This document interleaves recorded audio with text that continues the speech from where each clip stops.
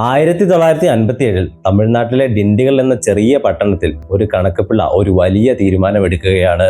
അദ്ദേഹം തന്റെ ജോലി രാജിവെച്ച് ഒരു ബിരിയാണി കട തുടങ്ങാൻ തീരുമാനിക്കുകയാണ്. എന്നാൽ അയാൾക്ക് ഹോട്ടൽ നടത്തി യാതൊരു മുൻപരിചയമില്ല, പാചകം അറിയില്ല, കയ്യിൽ വേണ്ടത്ര പണമോ ഇൻവെസ്റ്റ്മെന്റോ ഇല്ല.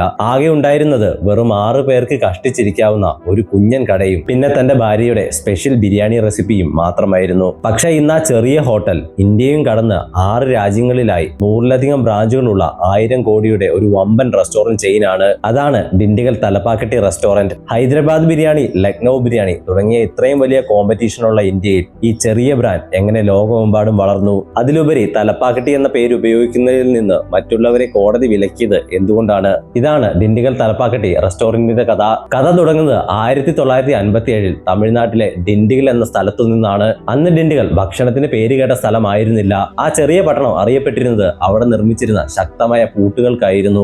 അവിടെയാണ് നാഗാസ്വാമി നായിഡുവും ഭാര്യ കണ്ണമ്മാളും താമസിച്ചിരുന്നത്. സമീപത്തുള്ള ഒരു ലെതർ ഫാക്ടറിയിൽ കണക്കപ്പിള്ളയായിട്ടായിരുന്നു നായിഡുവിന്റെ ജോലി. കണ്ണമ്മാളാകട്ടെ വീട്ടമ്മയും. ദിവസവും ഭർത്താവിന് ജോലിക്ക് കൊണ്ടുപോകാൻ ഉച്ചഭക്ഷണം തയ്യാറാക്കി കൊടുക്കുന്നത് അവരുടെ പതിവായിരുന്നു. അങ്ങനെ ഒരു ദിവസം തന്റെ വീട്ടിലുണ്ടായിരുന്ന സാധനങ്ങൾ ഉപയോഗിച്ച് കണ്ണമ്മാൾ ഒരു ബിരിയാണി ഉണ്ടാക്കി. പതിവ് പോലെ നായിഡു അത് ജോലി സ്ഥലത്തേക്ക് കൊണ്ടുപോയി. ഉച്ചയ്ക്ക് ഭക്ഷണം കഴിച്ചു നോക്കിയപ്പോൾ നായിഡുവിന് ഒരു കാര്യം മനസ്സിലായി. ഇതുവരെ താൻ കഴിച്ച ബിരിയാണിയിൽ നിന്ന് ഇതിന് എന്തോ ഒരു പ്രത്യേകതയുണ്ട്. കൂടെ ജോലി ചെയ്തവർക്കും കൊടുത്തു. അവർക്കും ഒരേ അഭിപ്രായം, ഇത് അസാധ്യ രുചിയാണ് എന്ന്. അവർ ഇതുവരെ കഴിച്ച ബിരിയാണികളിൽ നിന്ന് തീർത്തും വ്യത്യസ്തമായ ഒരു രുചി. അവിടെയാണ് നാഗാസ്വാമി നായിഡുവിലെ ബിസിനസ്സുകാരൻ ഉണരുന്നത്.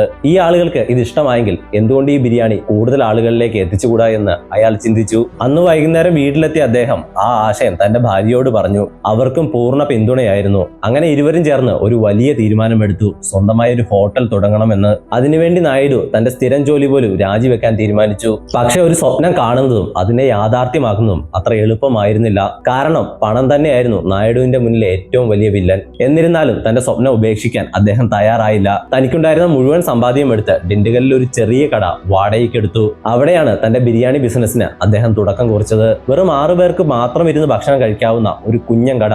അതിനയാൾ ആനന്ദവിലാസ് ബിരിയാണി ഹോട്ടൽ എന്ന് പേരിട്ടു. വലിയ മെനുവോ കെട്ടിടവുമില്ല, ഹോട്ടൽ നടത്തിയുള്ള പരിചയവുമില്ല. പക്ഷെ ഒരു കാര്യത്തിൽ നായിഡുവിന് പൂർണ്ണ വിശ്വാസമുണ്ടായിരുന്നു, തന്റെ ഭാര്യ ഉണ്ടാക്കുന്ന ബിരിയാണിയുടെ കാര്യത്തിൽ. അതിന് പ്രധാന കാരണം അന്നത്തെ മിക്ക റെസ്റ്റോറന്റുകളും നീളമുള്ള ബസ്മതി അരിയാണ് ബിരിയാണിക്കായി ഉപയോഗിച്ചിരുന്നത്.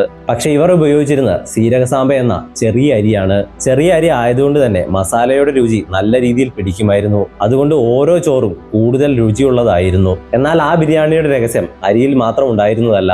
ശ്രദ്ധയോടെ തിരഞ്ഞെടുത്ത ഇളവാടിന്റെ മട്ടനും കണ്ണമ്മാൾ ദിവസവും പുതുതായി അരച്ച മസാലയും ഇതെല്ലാം സീരകസാമ്പ അരിയുമായി ചേരുമ്പോൾ ആയിരുന്നു മറ്റെവിടെയും കിട്ടാത്ത ബിരിയാണിയുടെ രുചി ആളുകൾക്ക് ആസ്വദിക്കാൻ കഴിഞ്ഞത്.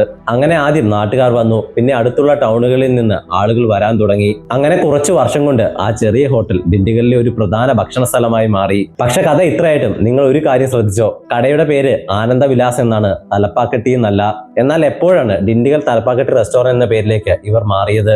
അതിന് പിന്നിലും ഒരു രസകരമായ ഒരു കഥയുണ്ട്.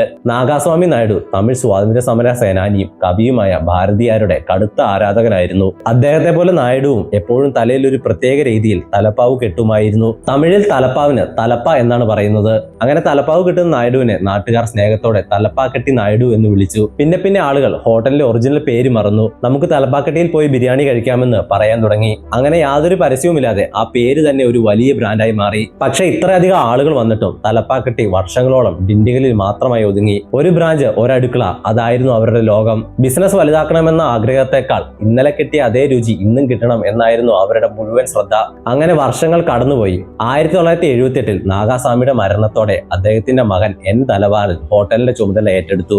അച്ഛനെ പോലെ തന്നെ അദ്ദേഹവും ആ ഒറ്റ കടയുടെ ഗുണനിലവാരം കാത്തു സൂക്ഷിക്കാനാണ് കൂടുതൽ പ്രാധാന്യം നൽകിയത്. അങ്ങനെ വർഷങ്ങളോളം തലപ്പാക്കട്ടി ഡിണ്ടിഗലിൽ മാത്രം ഒതുങ്ങി നിന്നു. എന്നാൽ 3ാം തലമുറ വന്നതോടെ കഥ മാറുകയാണ്. ഇന്ന് നമ്മൾ കാണുന്ന ഡിണ്ടിഗൽ തലപ്പാക്കട്ടിയുടെ കഥ യഥാർത്ഥത്തിൽ അവിടെ നിന്നാണ് ആരംഭിക്കുന്നത്. നായിഡുവിന്റെ പേരക്കുട്ടിയായ സതീഷ് ധനവാലൻ ഹോട്ടൽ മാനേജ്മെന്റ് പഠിക്കാൻ UK പോയി. അവിടെ പഠനത്തോടൊപ്പം KFC, മെക്ഡൊണാൾഡ്സ് പോലുള്ള വമ്പൻ കമ്പനിയിൽ പാർട്ട് ടൈമായി ജോലി ചെയ്യുകയും ചെയ്തു.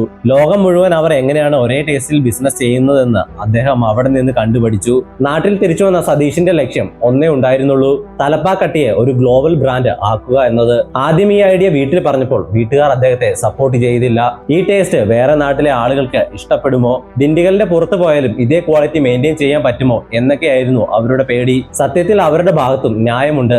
കാരണം അവർ ഒറ്റ ഹോട്ടൽ നടത്തുന്നതും പല നഗരങ്ങളിൽ ബ്രാഞ്ചുകൾ തുടങ്ങുന്നതും തമ്മിൽ വളരെ വലിയ വ്യത്യാസമുണ്ട്. പക്ഷെ സതീഷിന് നല്ല ആത്മവിശ്വാസം ഉണ്ടായിരുന്നു. കാരണം ചെന്നൈയിൽ നിന്ന് പോലും ആളുകൾ മണിക്കൂറുകളോളം ഡ്രൈവ് ചെയ്ത ഡിണ്ടിഗലിൽ വന്ന് ഇവരുടെ ബിരിയാണി കഴിക്കുന്നത് അദ്ദേഹം കണ്ടിട്ടുണ്ട്. വരുന്ന പലരും ചോദിക്കുന്ന ഒരേ ഒരു ചോദ്യം ഇതായിരുന്നു: ഈ ഹോട്ടൽ ചെന്നൈയിലും ഒരെണ്ണം കൂടി തുടങ്ങിക്കൂടെ എന്ന്. ഒടുവിൽ അദ്ദേഹം ആ തീരുമാനമെടുത്തു. ചെന്നൈയിലും ഒരു ബ്രാഞ്ച് തുടങ്ങി, അത് വൻ വിജയമായി. പിന്നാലെ രണ്ടാമത്തെ മൂന്നാമത്തെ ബ്രാഞ്ചുകൾ തുടങ്ങി, അതും വൻ വിജയമായി. അങ്ങനെ തലപ്പാക്കട്ടി റെസ്റ്റോറന്റ് ഡിണ്ടിഗലിന് പുറത്തേക്ക് വളരാൻ തുടങ്ങി. പക്ഷെ ബ്രാഞ്ചുകളുടെ എണ്ണം കൂടിയതുകൊണ്ട് മാത്രം ഒരു ബിസിനസ് വിജയിക്കില്ല എന്ന് സതീഷിന് കൃത്യമായി അറിയാമായിരുന്നു. ഒരു കടയിൽ കിട്ടുന്ന അതേ രുചി മറ്റൊരു കടയിൽ കിട്ടിയില്ലെങ്കിൽ ആളുകൾ പിന്നെ അങ്ങോട്ട് തിരിഞ്ഞു നോക്കില്ല.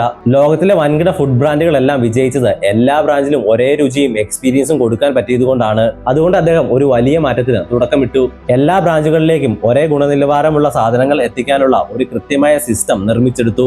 അതേ സീരക സാമ്പ അരി, അതേ മസാലക്കൂട്ട്, അതേ ഗുണനിലവാരമുള്ള ഇറച്ചി, എല്ലാം ഒരേപോലെ ഓരോ ബ്രാഞ്ചിലും എത്തി. അതോടെ ഡിണ്ടിഗലിൽ ഇരുന്ന് കഴിച്ചാലും ചെന്നൈയിൽ പോയി കഴിച്ചാലും ഇനി സിംഗപ്പൂരിൽ പോയി കഴിച്ചാലും രുചിയിൽ ഒരു വ്യത്യാസവും ഉണ്ടാകുമായിരുന്നില്ല. ഇതായിരുന്നു തലപ്പാക്കട്ടി റെസ്റ്റോറന്റിന്റെ ഏറ്റവും വലിയ കരുത്ത്. ബിസിനസ് എത്ര വളർന്നിട്ടും അവരുടെ ആ ഒറിജിനൽ രുചിക്ക് മാറ്റം വന്നില്ല. വൈകാതെ അവർ ഇന്ത്യക്ക് പുറത്തേക്കും വളർന്നു. America, UAE, Singapore, Malaysia, Sri Lanka തുടങ്ങിയ നിരവധി രാജ്യങ്ങളിലായി 100-ലധികം ഔട്ട്ലെറ്റുകൾ അവർ ആരംഭിച്ചു. പക്ഷെ ബ്രാൻഡ് വളർന്നോടെ അവരുടെ മുന്നിൽ പുതിയൊരു പ്രശ്നം ആരംഭിച്ചു. സൗത്ത് ഇന്ത്യയിൽ ഉടനീളം തലപ്പാക്കട്ടി, തലപ്പാക്കട്ടു എന്നിങ്ങനെ പേരുകളിൽ ചെറിയ മാറ്റങ്ങൾ വരുത്തി വ്യാജ ഹോട്ടലുകൾ ഉയർന്നു വന്നു. പുതിയൊരു ബ്രാൻഡ് ഉണ്ടാക്കിയ ആളുകളുടെ വിശ്വാസം നേടിയെടുക്കുന്നതിനേക്കാൾ പ്രശസ്തമായ ഒരു പേര് കോപ്പി അടിക്കുന്നത് എളുപ്പമായിരുന്നു എന്നതാണ് കാരണം. എന്നാൽ ഒറിജിനൽ തലപ്പാക്കട്ടിക്ക് ഇതൊരു വലിയ തലവേദനയായി മാറി. ആളുകൾ വ്യാജ ഹോട്ടലിൽ കയറി ഭക്ഷണം കഴിക്കുകയും അവിടെ നിന്ന് മോശം അനുഭവം ഉണ്ടാകുമ്പോൾ അതിന്റെ പേരുദോഷം ഒറിജിനൽ ബ്രാൻഡിന് ചുമക്കേണ്ടതായും വന്നു. ഒടുവിൽ അവർ നിയമത്തിന്റെ വഴി തിരഞ്ഞെടുത്തു. 2011 ചെന്നൈയിലും 2022 കേരളത്തിലും വ്യാജന്മാർക്കെതിരെയുള്ള ശക്തമായ നിയമ പോരാട്ടങ്ങൾ തുടങ്ങി. മദ്രാസ് ഹൈക്കോടതി ഉൾപ്പെടെയുള്ള കോടതികൾ തലപ്പാക്കട്ടി എന്ന പേര് ഉപയോഗിക്കാനുള്ള പൂർണ്ണ അവകാശം ഒറിജിനൽ ഡിണ്ടിഗൽ തലപ്പാക്കട്ടിക്ക് മാത്രമായി വിധിച്ചു. ആ പേരുകൾ ഉപയോഗിച്ചിരുന്ന നിരവധി ഹോട്ടലുകൾക്ക് ബോർഡും പേരും മാറ്റേണ്ടി വന്നു.